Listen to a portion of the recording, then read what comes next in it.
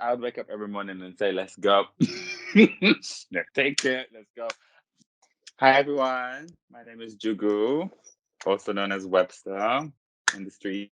I work in a call center part time, but full time model and dancer. I'm part of the amazing London ballroom scene, which is a beautiful community that allows you to express yourself in different ways and venture into a different adventure within yourself.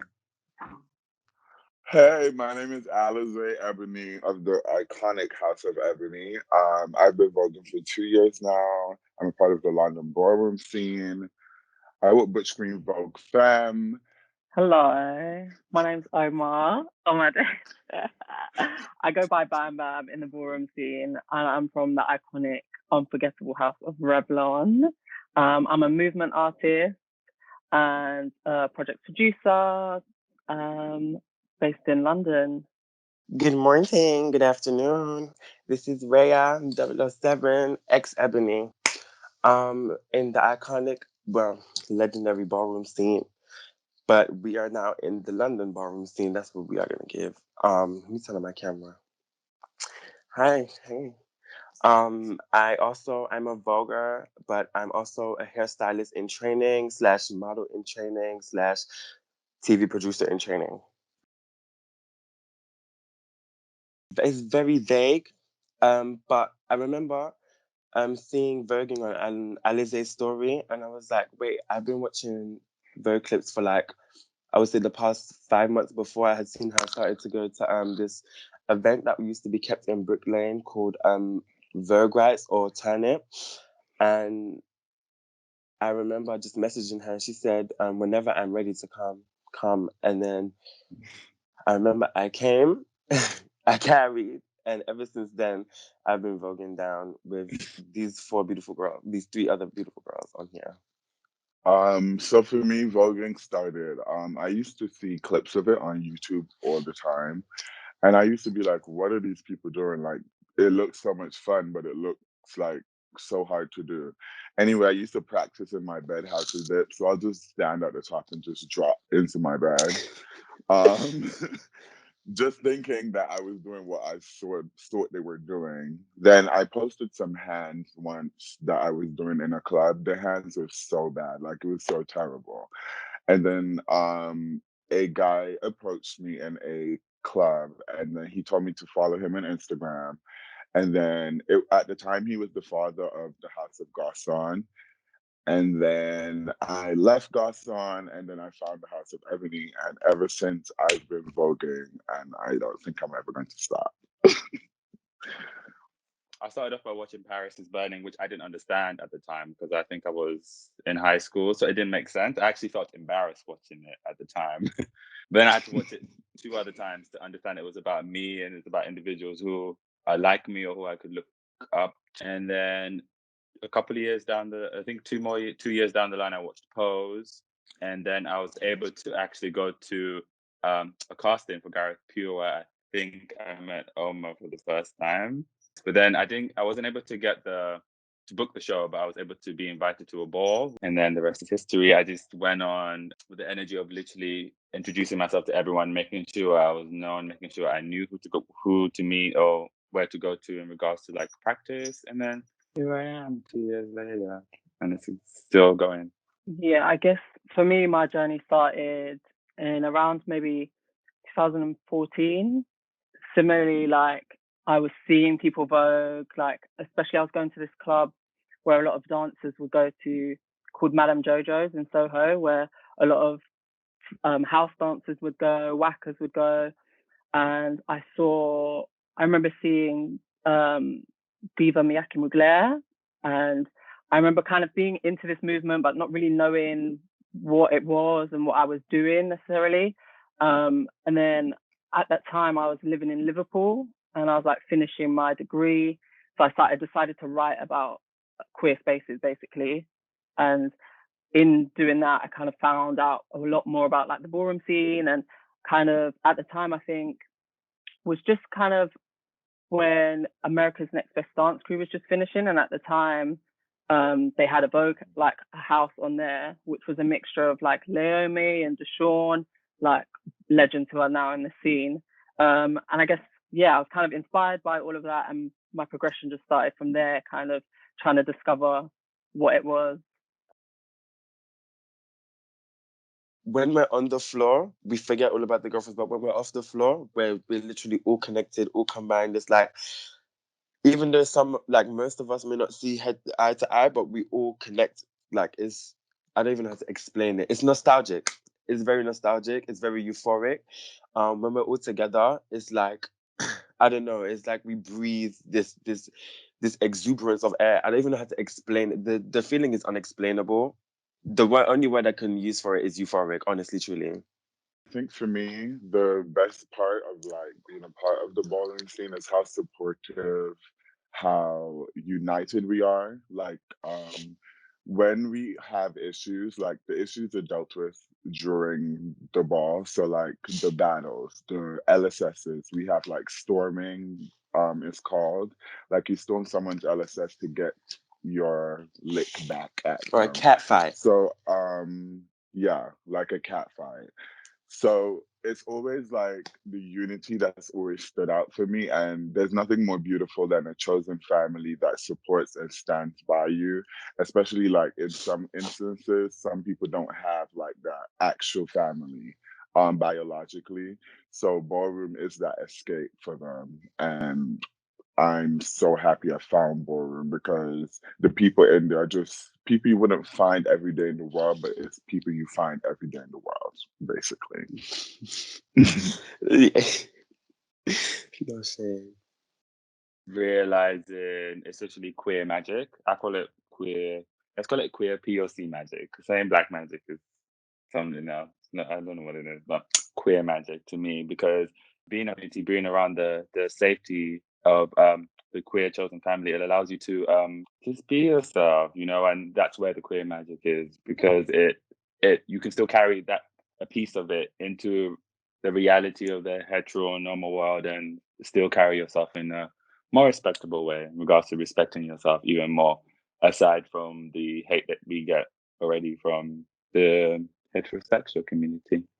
I think for me, it was kind of how queer and trans people have kind of been archived. The fact that I think being from a marginalized group, you can feel quite isolating. And I think the beauty of having our community, like being able to share with each other, is amazing, but also understanding that that's existed for years before us, and feeling like, I feel like if the status quo could have it, they would keep that history from us. But the beauty of the ballroom scene is that like it archives that. We know that there were legends, that there were icons, that there were people that paved the way for us to do what we do now. I'm gonna bring it back to December 28th, 2019, the the Deja Vu ball in Amsterdam. No shade.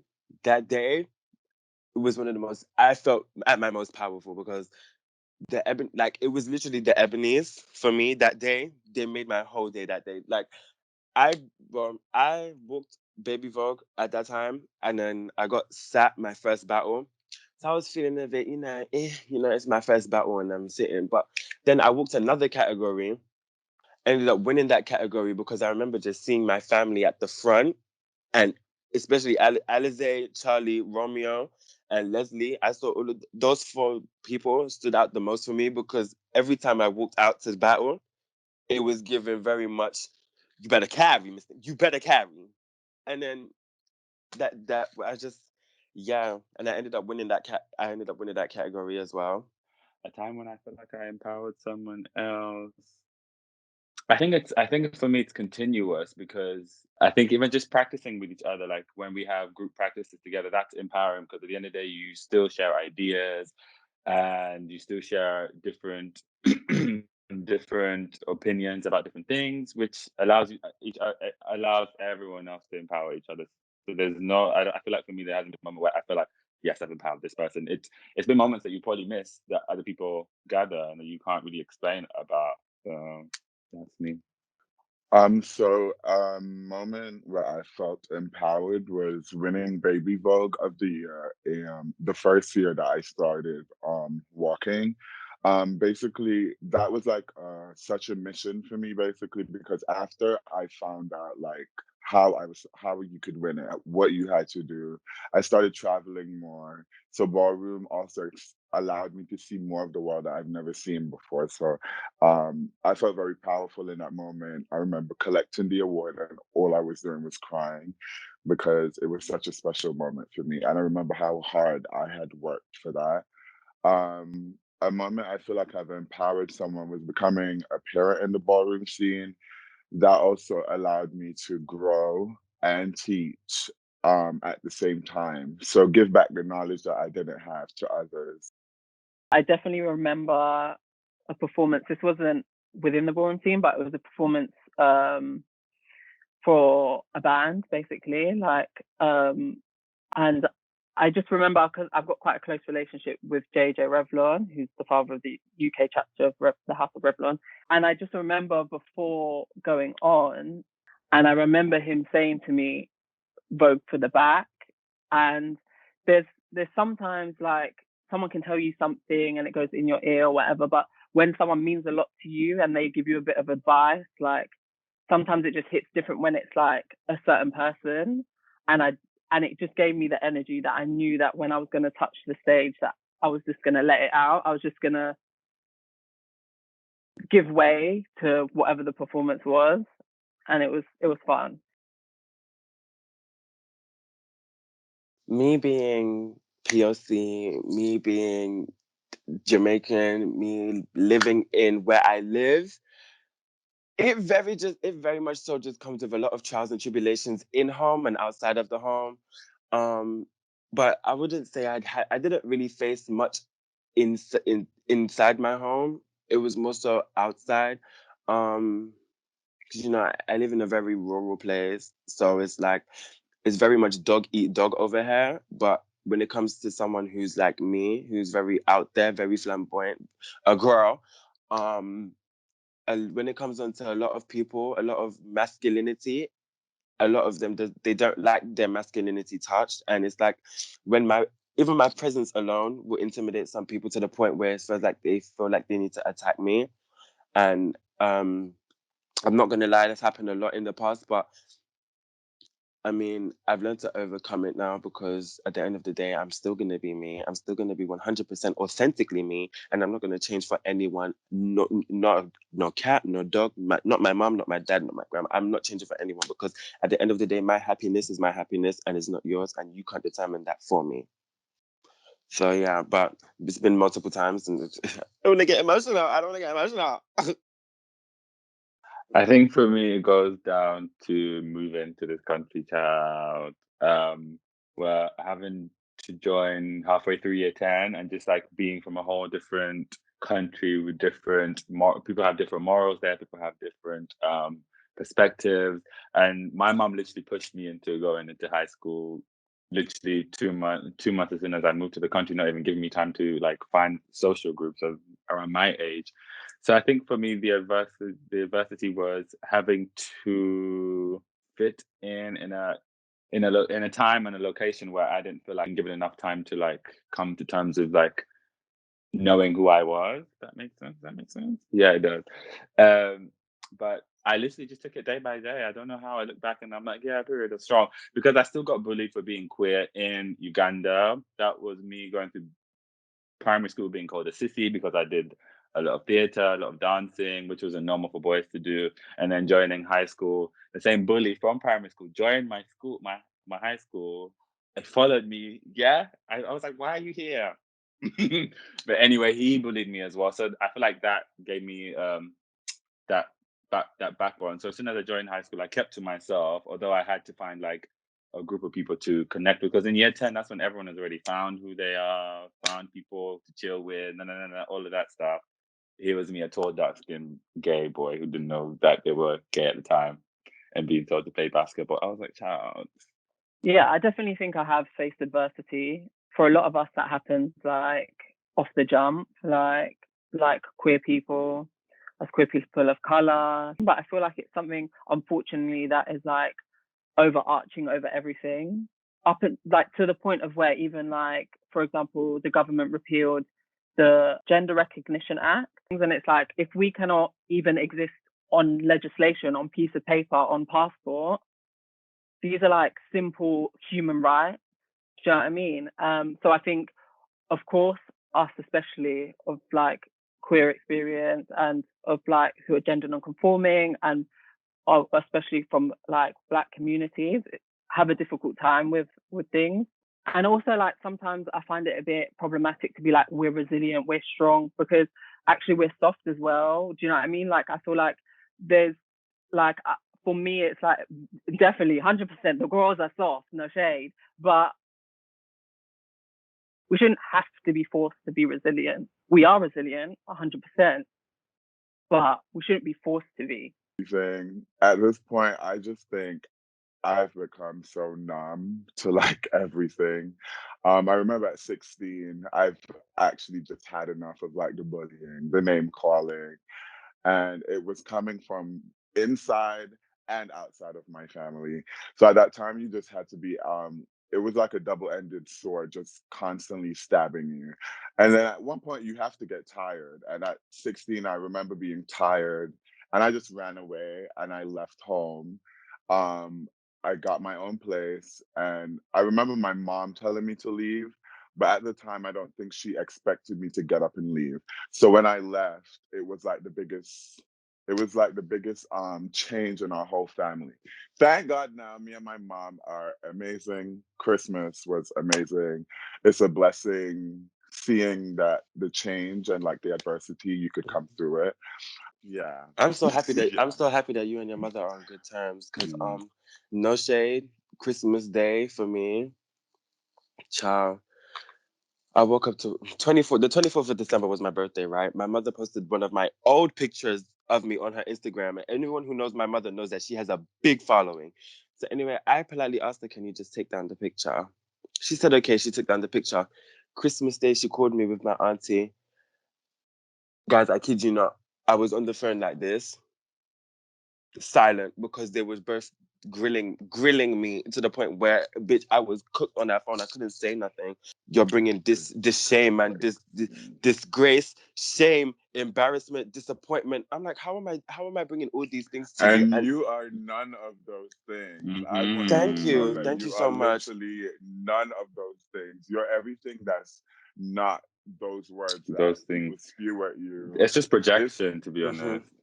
so projection. Yeah, And it's Mm-hmm. because up to you how you then turn that around, oh, Mm-hmm. basically. I was missing that. I just put that on a piece of paper and put it in the bin and burnt it because at the end of the You're day, looking. You those are got Doc words, Martens. The bitch. thing. It's no shade. Yeah. I haven't And they're been with gonna my see mother you. since I was 8 years old. I have There's a quote for everybody as well. Like, it's this quote the other day really took me out of a dark place. Mm-hmm. And it was told to me by my son Dominic. He said, your energy is like a currency. You either choose to pay it or you exchange it. mhm, Mm-hmm. boots, Miss Thing. Boots, Miss Mm-hmm. Thing. Literally. I think for a lot of queer people, it goes on to like your blood family, and you have to. Hmm. It gets to a point where you have to notice that like it's the blood that keeps you guys together, and it's like I don't want to say, but it forces you to have to be around them. But like Yeah. for example, my mom literally she's been so open with like my queerness now, like for the past 2 years, ever since the incident where I had to create a GoFundMe. But she was like so overwhelmed at how a whole community that she didn't agree with and none of my family members agree with would actually come together to Just help support an you. individual that Hmm. they don't know. So I think she rang me a few months after that. She's like, it must be really hard being black, queer, black, gay, and a man. I said, girl, you're telling it. Hmm. Okay, so to my younger self, I would tell him, her, they, that it is okay. It is going to be fine. All those tears you're about to cry, they're about to be the waterfall for you to swim through. It's okay to show my emotions. It's okay to speak to somebody. It's okay to have friends, and it's also okay to be alone. Sometimes, um, I want to tell my younger self to be more forgiving, less hard on myself and other people. Continue to inspire to inspire. I am freezing. I'm so sorry. I You've hate got this. this You've got this. question. Take your time. Take your time. To my younger self, you are loved. Um, you're not alone. There's millions of you out there that you just haven't met yet. It's not your fight to fight alone. You have brothers and sisters that are there for you more than your family are, and that is so super okay. And you will be fine. There is a light at the end of the tunnel, as cliche as it may sound. That was beautiful. To my younger self, I know it's confusing because your mom has gone away, your mom has gone to a different land that you're not aware of, that you've only heard of. But this is what's gonna give you a backbone. This is what's gonna give you a reason to know that will only tell how much time will only tell, basically. And it's also the thing of you just got to keep swimming, babe. You just got to keep swimming. I know it's a tough time because the people who you're supposed to depend on are not there for you at the moment. They don't see that they don't see how much you need them. They don't see how much you need a hug. They don't see how much you need to know that you're loved. They don't see how much that you need to know how to love yourself. But you are your future self has got you set. Your future self has got you set. Where you see yourself is where you're going to be. Keep pushing, keep striving. It's going to be scary. It's going to be very scary. It's going to be very weird. You're going to question who you are as an individual. You're going to question the different feelings that you're feeling about different people, but it's fine. It will all make sense. I'm going to tell a little story. So basically, when I was younger, and my dad got custody of me, every other weekend I would see my auntie. And so this auntie is called Auntie Edwina. And when I tell you she had loads of like queer friends. She used to live in a lesbian commune. And so when I would go by her, like it was just different. I was like, you could play however you want, you could dress up, you could do whatever. Like there was no limits to the play. And every time I'd stay at hers, I would get dressed up in however I was feeling like. And then I'd get my other cousin to introduce me to the room. And they would introduce me by a female name. And for that whole weekend, I would not answer to Omar. I would answer by this female name. So in telling that story, I would say to my younger self, like, to look inwardly and to listen to yourself, because everything outside of you is they're projecting, they're saying, they're putting how they feel out into the world. But if you just look inside, you know the truth about yourself, you know who you are. Even at that young age, you know who you are. So I just say listen to yourself and trust in yourself, and things will be aligned.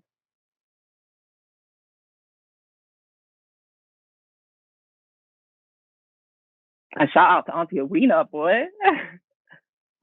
Shout out to Ah, her. No she's shade. blessed. Okay, She's listen. blessed. All right. Oh wow.